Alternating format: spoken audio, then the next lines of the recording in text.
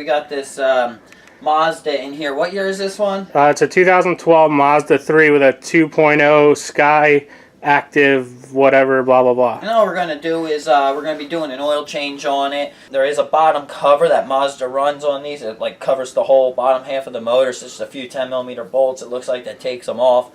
So I'll be removing that so I can get access to the filter and the oil plug. Okay guys, we're just going to start this oil change here.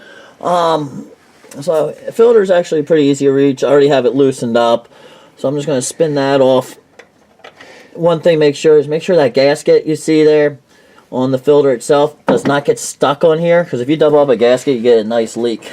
I'm doing it on the passenger side of the motor. They make a filter wrench or like a filter socket. There's a bunch of tools you can buy to remove a oil filter. But what I'm doing now is I'm just taking some engine oil and just wiping it on this O-ring surface. It's the new one going on. I'm just wiping it up, make sure there's no dirt, and especially make sure that O-ring is not stuck on the oil filter housing. Make sure it came off with the old oil filter. Now I put oil in here to keep it from getting stuck. And then I'm just going to spin this guy back on. As soon as it makes contact with the oil housing, go like 3/4 of a turn. Never use the wrench, put it back on. You don't want to get that tight, you just want to keep it hand tight. Okay, it's a 17 mil. Just want to spin that off. Then you want to make sure your washer's on here. As you can see, there's, let me see if I can actually see, there's a washer. You just want to make sure you don't lose that or it gets stuck to the pan and comes off with the oil draining. So we're just going to let that drain. Yeah, if you're just getting a few drips out of it, if you're in a rush, you can start doing it right away. So what we'll probably do is go do something else and let this thing drain as long as we can. So you always want to check and see what your car specifies. This particular vehicle calls for a 020, which is always going to be a full synthetic. If it's a 0, it's always a full synthetic oil.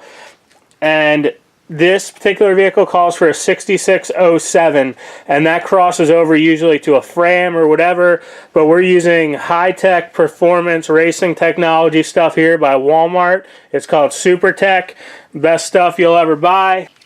So here's the engine. Here is your fill, where you want to fill it at, and that is a 020. It tells you right there most of the time. If you can't find it, you can find the information online. Or if you go to AutoZone or Advanced, they'll be able to tell you right there, and they'll also tell you the capacity. Most vehicles are around 5 quarts, which is why you'll commonly see 5-quart containers sold.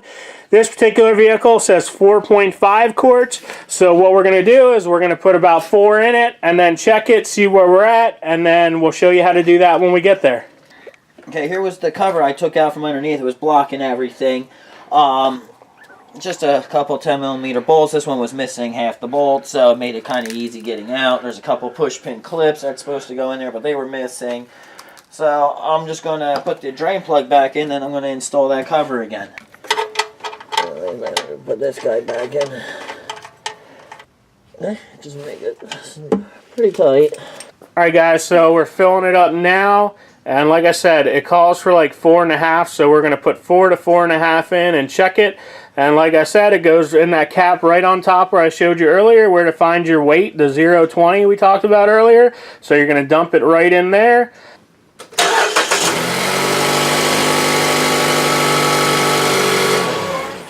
So you want to pull your dipstick out and you want to wipe it off first, because you don't want to have any residual that might have been still there from when you initially drained it. So pull it out, clean it off, pull it up, and you'll see markings on it, and you'll want to look and see where the oil is. Looks like we're just a tad low, so it looks like it'll take the 4.5 that it calls for. Alright guys, so that's it. I hope you enjoyed this video. I hope it helped. We also did do a video on fixing the bumper if you want to check that out as well.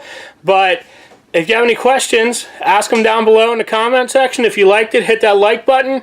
And I hope this helped. We'll see you on the next video, guys. Thanks for watching.